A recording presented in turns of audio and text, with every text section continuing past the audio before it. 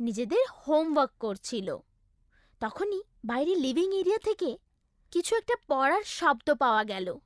দাদা, এই living area দিয়ে কেমন শব্দগুলো আসছে? মনে হচ্ছে বাড়িতে চোর ঢুকেছে। চোর? এবার আমরা কি করব?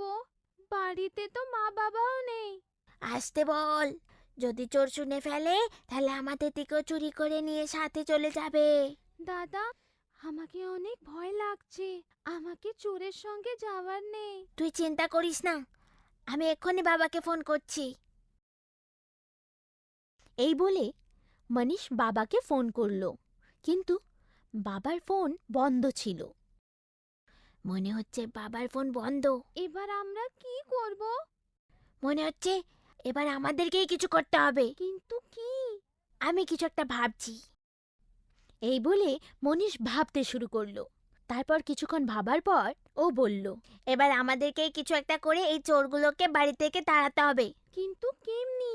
যদি আমরা এদের বিশ্বাস করিয়ে দিই যে আমাদের সাথে বাড়িতে বড়রাও আছেন, তাহলে এরা অবশ্যই পালিয়ে যাবে। হ্যাঁ, এটা ঠিক হবে। চল আমার সাথে, আর যেমনটা আমি বলবো তেমনটাই করবি।